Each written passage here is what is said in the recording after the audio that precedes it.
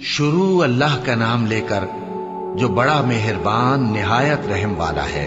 बखेरने वाली हवाओं की कसम जो उड़ाकर बखेर देती हैं, फिर पानी का बोझ उठाती हैं, फिर आहिस्ता आहिस्ता चलती हैं, फिर उस चीज को यानी बारिश को तकसीम करती हैं कि जो वादा तुमसे किया जाता है वो यकीनन सच्चा है और इंसाफ का दिन जरूर वाक़ होगा। और आसमान की कसम जिसमें कई रस्ते हैं कि ऐ अहले मक्का तुम्हें एक इख्तिलाफ वाली बात में पड़े हुए हो, उससे यानी अकीदा आखिरत से वही फिरता है जो अल्लाह की तरफ से फेरा जाए। अटकल दौड़ाने वाले हलाक हों जो बेखबरी में भूले हुए हैं। पूछते हैं कि जजा का दिन कब होगा? वो दिन होगा जब उनको आग में अजाब दिया जाएगा।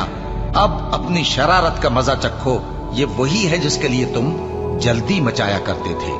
बेशक परहेजगार बहिश्तों और चश्मों में होंगे और जो जो नेमतें उनका परवरदिगार उन्हें देता होगा उन्हें ले रहे होंगे। बेशक वो इससे पहले नेकियां करते थे, रात के थोड़े से हिस्से में सोते थे और सुबह के औकात में बख्शिश मांगा करते थे। और उनके माल में मांगने वालों और न मांगने वालों दोनों का हक होता है। और यकीन करने वालों के लिए जमीन में बहुत सी निशानियां हैं और खुद तुम्हारी जानों में। तो क्या तुम देखते नहीं? और तुम्हारा रिज्क और जिस चीज का तुमसे वादा किया जाता है आसमान में है।